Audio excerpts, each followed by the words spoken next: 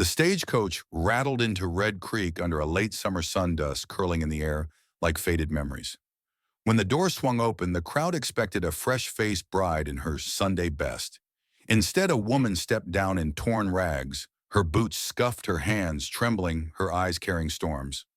The townsfolk stared. Some turned away. A few whispered cruel things they didn't care if she heard.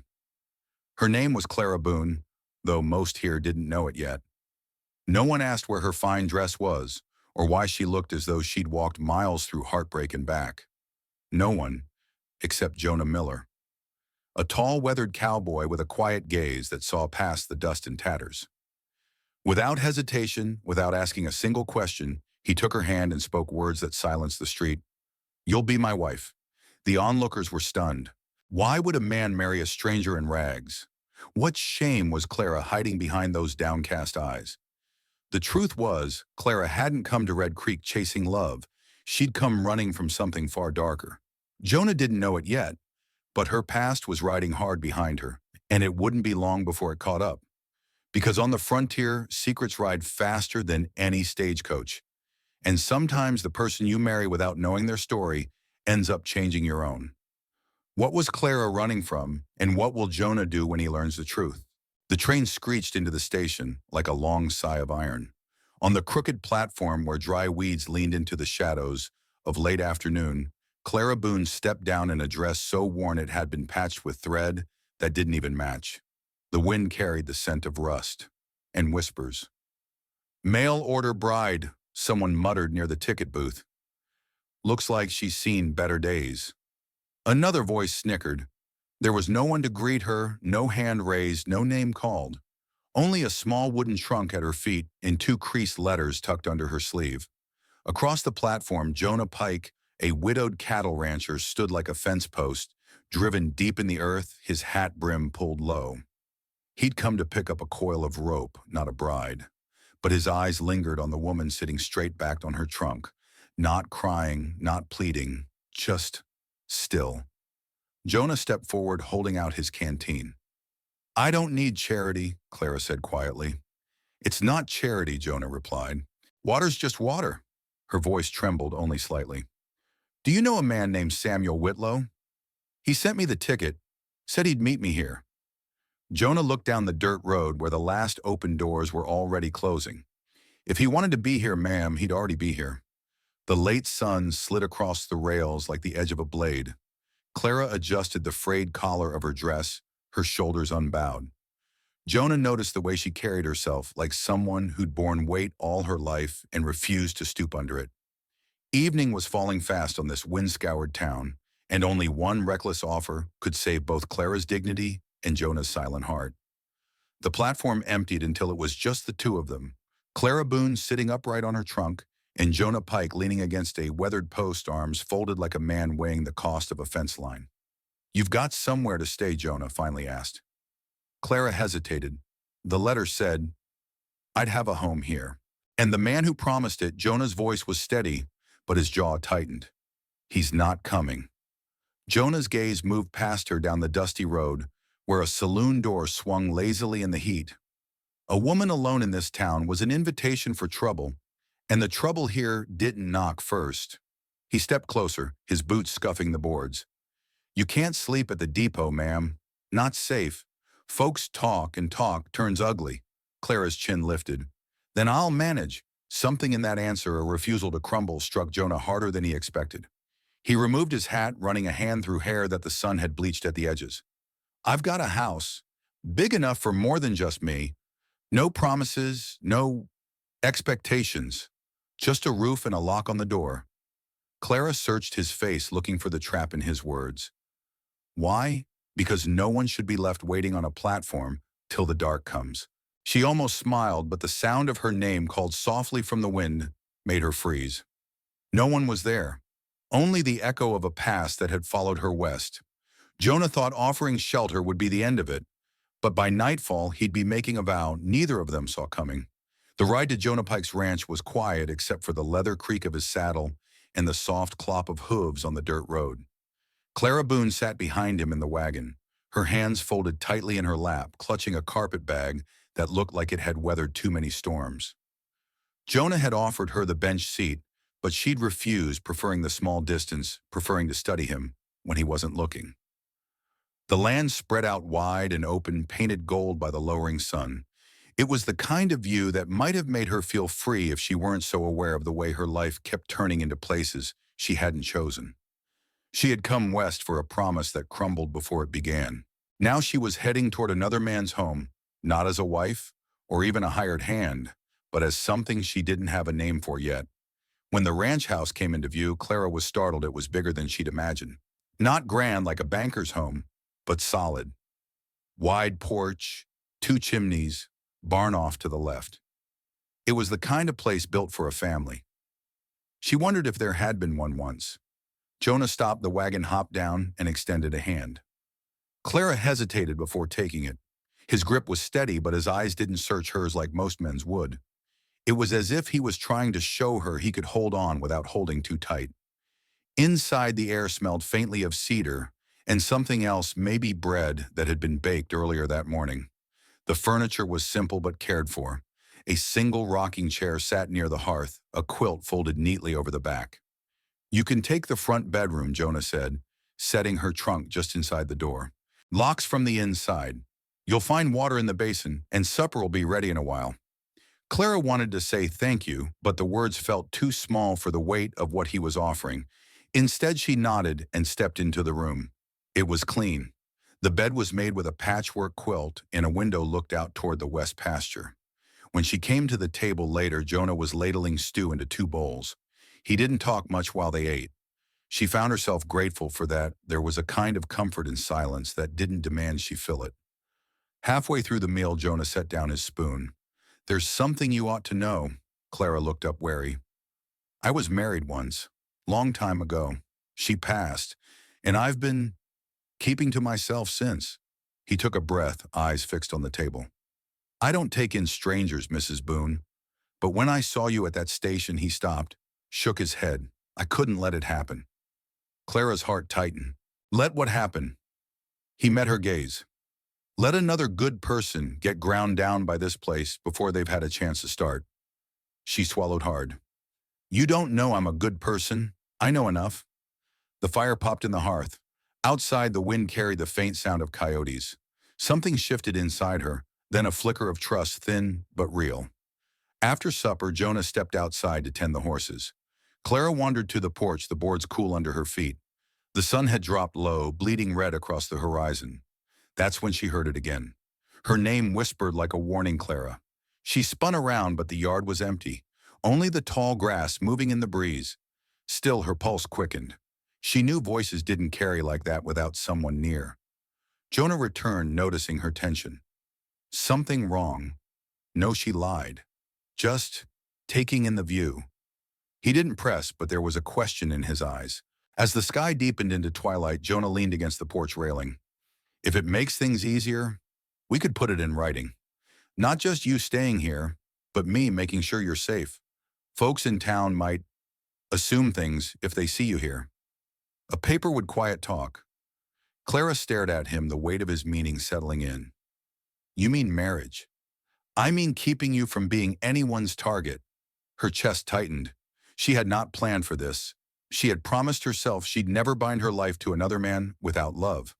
But she also knew the West was no place for a woman alone, and Jonah's offer didn't carry the hunger or calculation she'd learned to expect. "Think on it," he said quietly. "No rush." But that night, lying awake in the unfamiliar bed, Clara couldn't push the thought aside. A marriage without courtship, a shelter without love, or maybe with the kind of love that grew slow, like roots finding their way in dry soil. She drifted off to sleep, wondering which was more dangerous, saying yes to Jonah Pike, or saying no to the only man who had offered her safety without a price. By morning, the decision would no longer be hers alone to make, because the past she had been running from had already found her. Clara woke to the smell of coffee and the sound of boots crossing the porch. The light coming through the window was pale and cool. Dawn hadn't yet burned the chill from the air. She sat up slowly, aware of how her body still ached from the train ride and the days before it. Jonah was already outside, speaking in low tones to someone she couldn't see. She moved quietly to the window and peered out. A man stood near the hitching post, lean with a hat pulled low and a dust-stained coat. His horse was tied behind him, lather still clinging to its neck from a hard ride. The stranger's voice was sharp enough to carry in the morning stillness. "Heard you brought someone in from the station, Jonah." Woman in rags. That true Jonah didn't flinch. "What's it to you, Harlan?" The man Harlan spat into the dirt. "Word's been passed along. Folks are saying she's trouble. That she owes money. Maybe more than money." Clara's fingers tightened around the curtain. She knew this moment would come sooner or later. Trouble had a way of traveling faster than the truth. Jonah's reply was steady. "She's my guest. That's all anyone needs to know." But Harlan stepped closer, lowering his voice. "You can't protect everyone, Jonah. You try, you'll end up like last time." Jonah's jaw tensed. Without another word, he turned his back on Harlan and came inside. When he saw Clara standing by the window, he didn't look surprised. "You heard, yes," she admitted. "And it's true. I left debts behind. Not mine, but my late husband's. They'll come for it if they think I'm worth the trouble." Jonah poured 2 mugs of coffee and set one in front of her. "Then they'll have to come through me." She wanted to tell him not to bother, that she'd been protecting herself for years one way or another. But the words died in her throat when she saw the quiet conviction in his face. This wasn't the swagger of a man making empty promises. This was something deeper. The day passed in a kind of uneasy calm. Clara helped with the washing, mended a torn shirt, and even fed the hens. But every time she stepped outside, her eyes searched the horizon. She kept thinking she saw figures in the distance, though it might have only been heat shimmer. By late afternoon, Jonah returned from the north pasture with a small burlap sack. "Got some seed to plant," he said. "If you're willing, I could use the company." Clara followed him out, the earth warm under her boots. As they worked side by side, she found herself telling him about the years before, how she'd been married off young to a man who saw her as little more than an extra set of hands. How she'd been told her worth was in the meals she cooked, the shirts she mended, and the silence she kept. "I stayed because I thought that's what a good wife did," she said quietly, pushing seed into the soil. "But when he died, I learned how quickly people can decide you're nothing without a man beside you." Jonah didn't speak for a long while. Then he said, "Maybe you're planting in the wrong ground. Folks like that will never see what you're worth." She looked at him, surprised at the gentleness in his voice. "And you do," his eyes held hers, steady and sure. "I see enough to know you've been standing on your own for a long time. But maybe it's time you had someone to stand with you." The warmth of his words settled into her bones, but before she could answer, the sound of hoofbeats broke the moment. 3 riders appeared over the rise, moving fast. Clara's breath caught. Even at a distance, she recognized the lead rider, the man who had tried to collect her late husband's debts before she fled. His name was Briggs, and he had the kind of smile that never reached his eyes. Jonah stepped forward, his hand resting near the butt of his revolver. "Stay behind me," he murmured. Briggs reined in, hard dust swirling around the horses. "Well, if it ain't Clara Boone," he drawled. "Didn't think I'd find you so quick.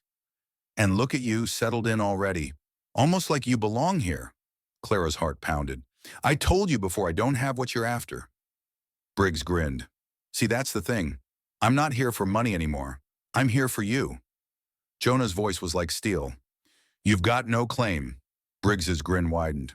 "Claim or not, the law won't help her. But maybe we can work out a trade man to man." The air was thick with dust and danger. Clara could feel the weight of every choice she'd made pressing in on her. Jonah hadn't asked for this yet. Here he stood ready to face down men who wouldn't think twice about breaking him. And in that moment, she understood something. This wasn't just about debts or danger anymore. This was about whether she was willing to let someone fight for her, or whether she'd keep running until there was nowhere left to go. By sundown, someone would cross a line that couldn't be uncrossed, and Clara would have to choose whose side she was truly on. The wind had dropped, leaving the yard heavy with silence. Even the horses seemed to sense the tension, stamping restlessly, but not making a sound. Jonah stood between Clara and the 3 riders, his shadow stretching long in the late-day sun. His right hand rested near his revolver, not in a threat, but in readiness. Briggs shifted in the saddle, eyes cold. "You're a smart man, Jonah. Don't waste your time on someone else's baggage. Let her go, and I'll ride out of here without trouble." Jonah's voice was quiet but firm. "You've already brought trouble." Clara could feel her pulse pounding in her ears. She had been in moments like this before, men speaking about her, as if she wasn't standing right there. But this time was different. This time there was someone who was refusing to hand her over. Briggs swung one leg over and dropped to the ground, his boots crunching in the dry earth. He took a slow step forward. You know I've seen men ruin themselves over women who ain't worth half the fight they bring. Jonah's eyes didn't leave him. Maybe you've never known a woman worth the fight. Clara's throat tightened. She had heard many men claim to care for her in her lifetime, but never like this, not with words that felt anchored, unshaken. Briggs laughed low and mean. She's got nothing, Jonah. No land. No name worth remembering. She's a burden you'll regret. Clara stepped forward before she could stop herself. Her voice was steady, though her hands trembled. He doesn't owe you an explanation, and neither do I. You've got your answer now, Ride. The other two men shifted in their saddles, waiting for Briggs's signal. Jonah's stance didn't change, but his voice hardened. You heard the lady. For a moment, Clara thought Briggs might draw his gun, but instead he spat into the dirt, turned on his heel, and swung back into the saddle. You're making a mistake, he said more to Jonah than to her. Men like me, we don't forget. He yanked the reins and the riders wheeled around, kicking up a storm of dust as they disappeared over the ridge. When the sound of hoofbeats finally faded, Clara let out a breath she hadn't realized she'd been holding. Her knees felt weak and she gripped the fence post to steady herself.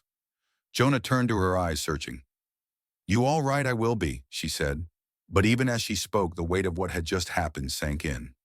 Jonah had risked himself for her without hesitation, and she knew what that meant in a place like this. Reputation was as valuable as gold, and enemies were costly to make. Why, she asked, the word escaping before she could stop it. Why would you stand in front of me like that? Jonah's gaze softened. Because you're under my roof, and because no one deserves to be treated like a piece of property. Her chest ached, not from fear, but from the quiet truth in his words. She had lived so long believing she was only ever someone's possession, her worth tied to what she could do for them. Jonah's way of seeing her felt like standing in sunlight after years in the cold. That evening, Clara tried to busy herself with supper, but her hands kept pausing over the work.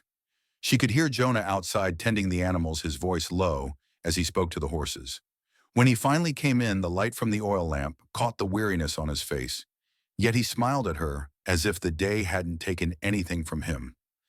They ate quietly, the simple comfort of food filling the space between them. And somewhere between the passing of the bread and the pouring of coffee, Clara realized that for the first time in years, she wasn't thinking about where she would run next. Later, she found herself standing at the open doorway, looking out into the dark.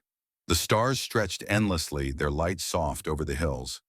She thought of Briggs' words of the years she had spent being measured and found wanting, and of Jonah's steady presence in the face of it all. Jonah came to stand beside her. It's going to get harder before it gets easier, he said quietly. Men like him, they don't walk away for good. Clara nodded. I know, but I'm tired of running.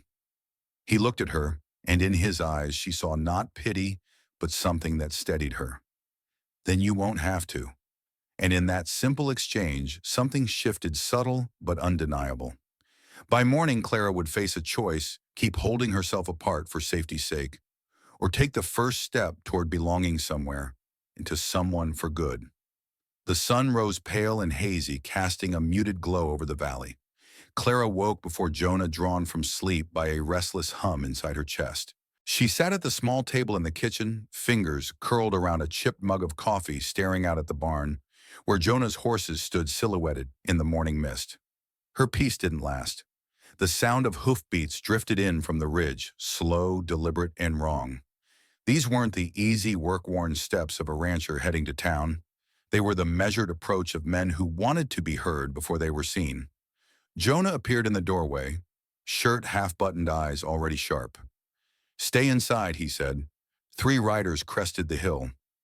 Clara recognized Briggs immediately, his frame rigid in the saddle, his face set like carved stone.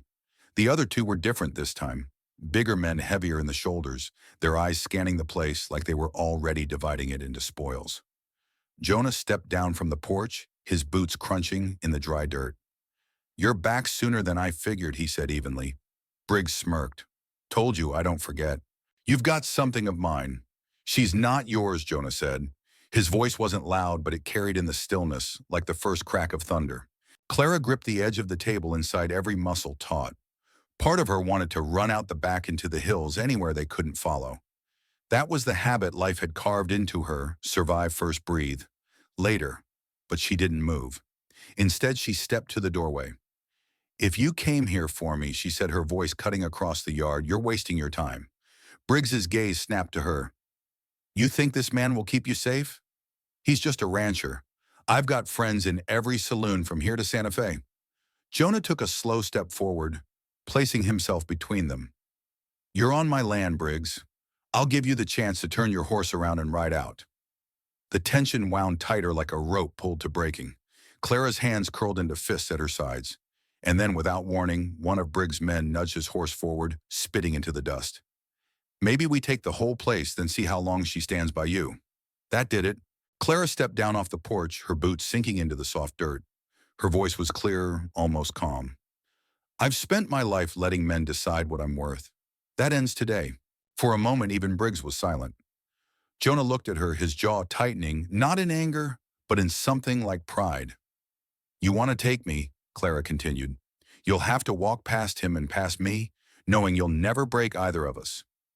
The big man in the saddle shifted, uncertainty flashing across his face. Briggs's smirk faltered. The moment stretched brittle as dry pine.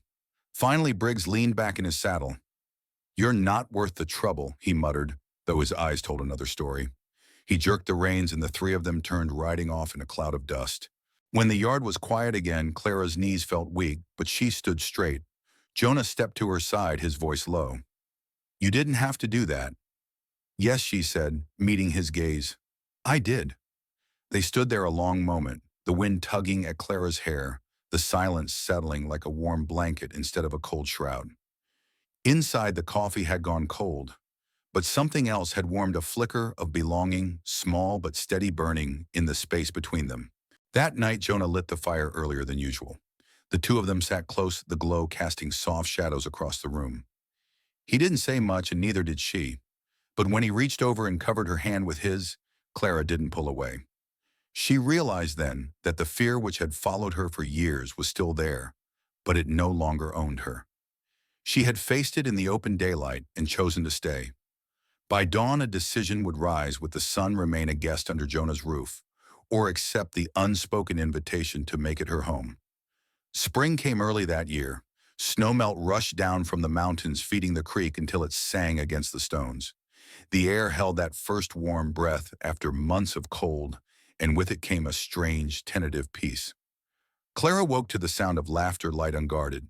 She followed it to the barn and found Jonah tossing a small burlap sack toward one of the ranch hands, teasing him about missing the catch. It was the first time she'd seen him smile without restraint, and for a moment she just stood there leaning against the doorway, letting the sight settle into her. When Jonah noticed her, his expression softened in that way that made her feel seen, not for what she'd endured or what she'd done to survive, but for the woman she was right now. Later that morning, they shared breakfast at the table: simple eggs, bread, still warm from the oven, and coffee that smelled stronger than it tasted.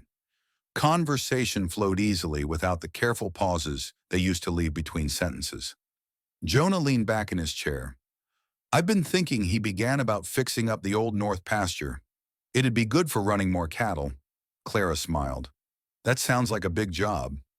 "It is," he agreed, his eyes holding hers. "Which is why I can't do it alone." She realized then he wasn't just talking about the pasture. In the days that followed, Jonah began including her in decisions, not as a courtesy, but as if her voice mattered as much as his. They rode out together to mend fence lines, and when the work was done, they lingered on the ridge, watching the valley stretch wide and endless below. One evening after they'd returned from town, Jonah stopped her on the porch. The sky behind him was lit in a wash of oranges and rose gold, the kind of sunset that feels like it might never come again. "I don't care about the past you don't want to speak of," he said. "I care about what's ahead, and I'd like it if you were there with me." Clara's breath caught. No man had ever asked her to stay without conditions, without shaping her into something else first. Weeks turned into months, and the rhythm of the ranch became their shared heartbeat. The scars on Clara's spirit hadn't vanished, but they no longer dictated the shape of her days. She found herself humming while she worked, sleeping, without waking to listen for danger, and most surprising of all, laughing without bracing for what might follow.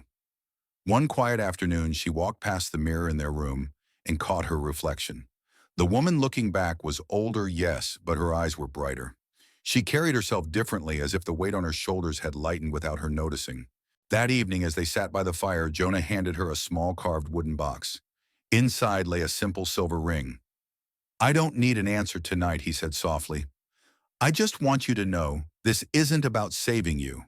It's about loving you, exactly as you are." Clara felt her throat tighten.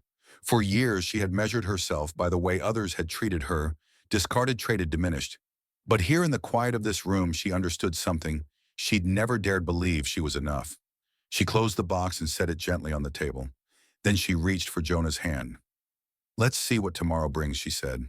The next morning, the sun spilled through the curtains, and Clara stepped outside to find Jonah already in the yard, waving her over. He handed her a cup of coffee, warm and steady in her palms.